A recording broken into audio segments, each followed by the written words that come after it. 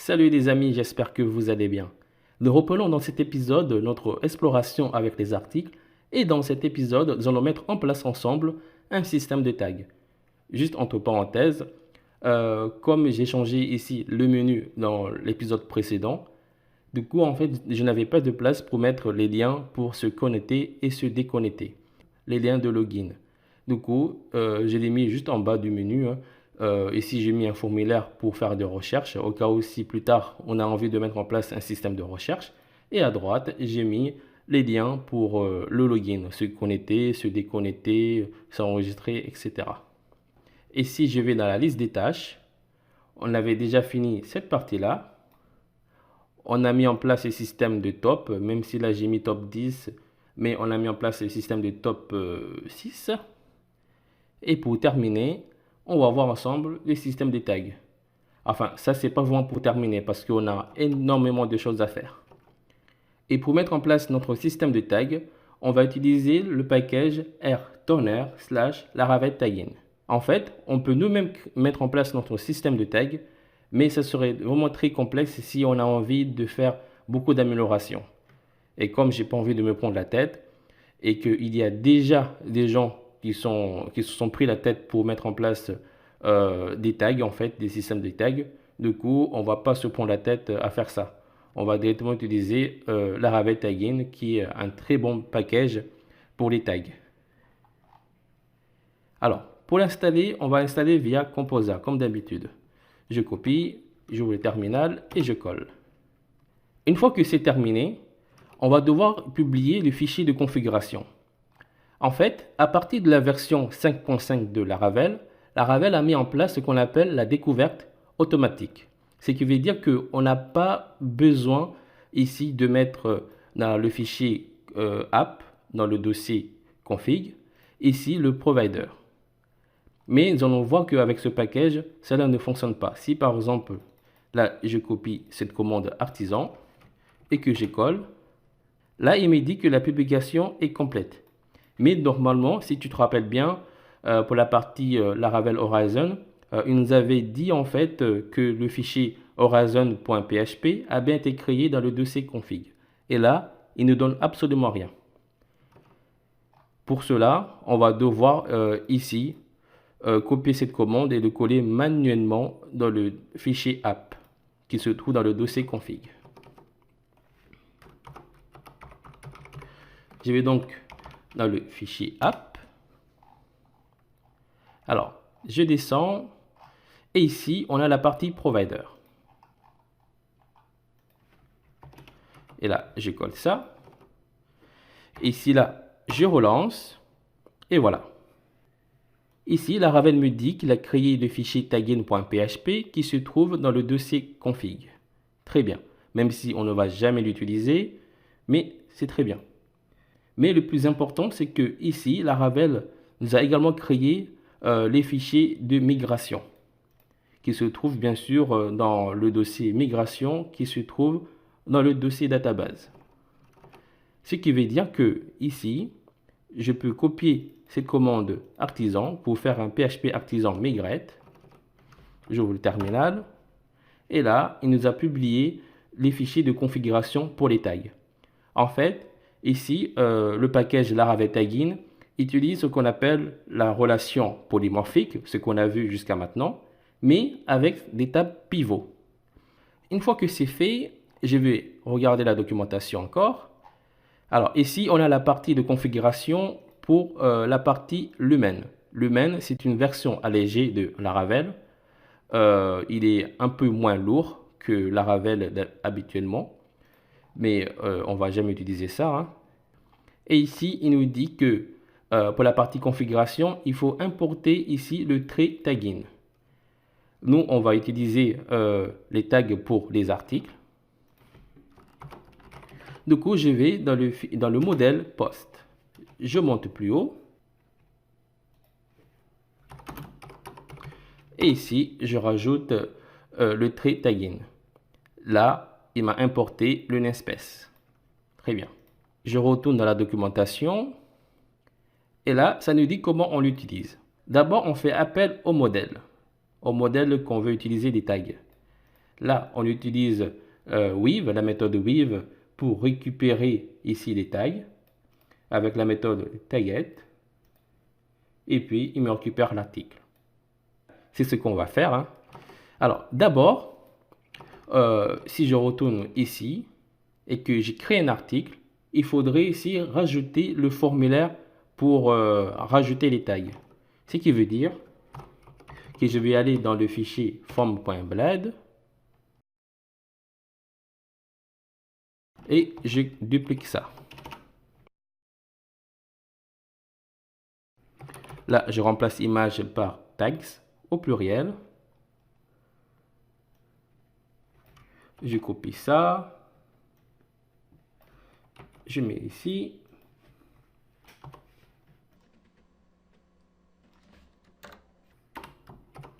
Et là, je mets taguer l'article. D'ailleurs, je ne sais pas si taguer, il y a 2 G ou un seul G. Mais bon, c'est pas très grave. Allez. Là, si j'actualise. Voilà. Mais on voit que le formulaire est trop collé. Allez. Ici, si je monte, je mets un margin de hauteur de 3. Je le fais également pour ici. Voilà, très bien.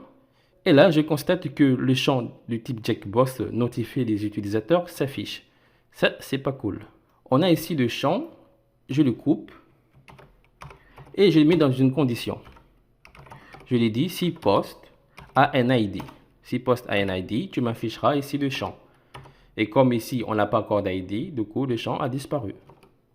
Très bien. Et ici, dans le formulaire, je constate également que le champ pour taguer un article, il y a en fait un tableau à l'intérieur, un tableau vide. Moi, en fait, je n'ai pas envie qu'il y affiche ce tableau vide. Alors, ici, la valeur par défaut, on ne va pas mettre nul. Je mets post tag names. J'utilise une propriété qui s'appelle tag names. Et là, qu'est-ce qu'il va faire? Il m'affichera ici les tags. Dès que j'aurai créé un article, il m'affichera les tags avec des virgules. Par exemple, on peut mettre maman, papa et voiture. Ici, on peut mettre un titre, hein. Je mets salut les gens, hein. Et ici, comme image, je prends ça. Et pour la description ainsi que le corps, je viens ici. Je vais éditer. Et je copie tout ça. Voilà. Bon, on ne va pas publier cet article-là tout de suite. On va enregistrer les tags. Pour enregistrer les tags, je vais dans le post controller. Dans le post controller, on va ici dans la méthode store. Alors, si je retourne dans la documentation, je ferme ça. Ici, on utilise la méthode weave afin de récupérer la relation avec la méthode taget. Mais ici, comme l'article a déjà été récupéré, on ne peut pas utiliser weave. On doit utiliser la méthode load. Je récupère l'article. J'utilise la méthode load. Et là, je mets taget. Et là, on va utiliser une méthode qui s'appelle tag. Et à l'intérieur, je mets request tag. Et je récupère ici la requête qui a pour nom tags. Et normalement, rien que ça, on est bon. Je retourne ici dans l'article et je vais essayer de publier cet article. Voilà, l'article a été publié, je n'ai pas eu d'erreur. Et si je vais essayer d'éditer l'article, là, je récupère très bien ici les tags. Très bien. Et si, par exemple, j'ai envie d'éditer un article, je copie ça. Ici, dans la méthode update, je colle ça. Alors, ici, il faut faire très attention. C'est une fonction request. Voilà. Là, on est bon. Maintenant, j'aimerais bien en fait ici afficher les tags. Pour cela, je vais dans Post Show. Alors, je vais profiter pour faire une petite modification et virer tout ce qui est sémantique UI. J'enlève ça. Ici, je mets une classe Max Weave de 3XL. Et je le centre. Voilà. Ici, je mets test 3XL. Là, je vais essayer pour voir si je peux le mettre en gras. Ça marche pas. Enfin, si, ça a marché légèrement.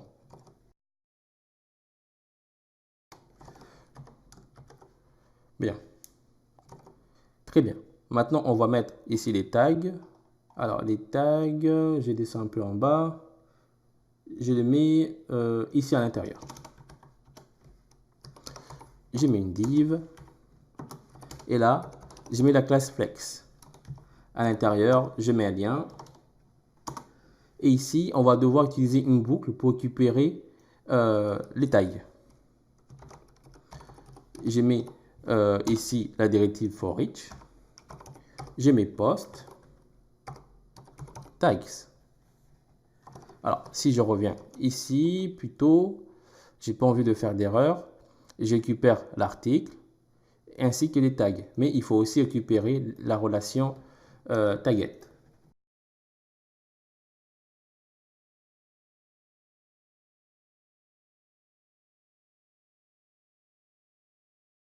Et là, je mets $tag.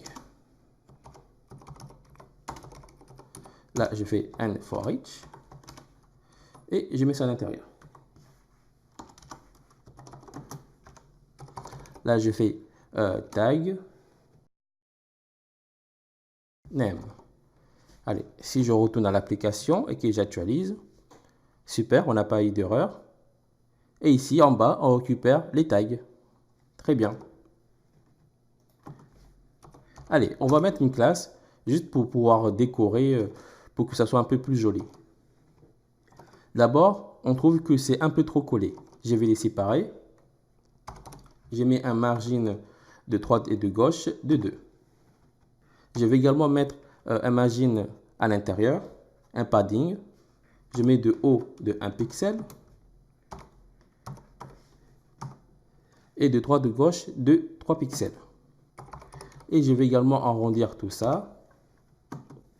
Je mets une couleur de fond de gris foncé. J'actualise. Très bien. Alors ici avec Bootstrap là qui m'énerve un peu, ici il change les liens en fait, la couleur des liens. Je mets ça comme ça. Et je vais rajouter une couleur pour les liens. Je mets test, gris, lighter.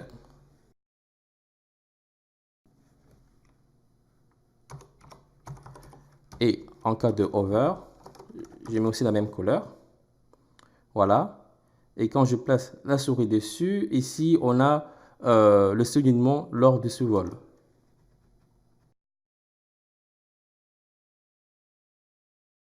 Je mets over non underline. Voilà, très bien. Et je vais mettre tout ça en gras.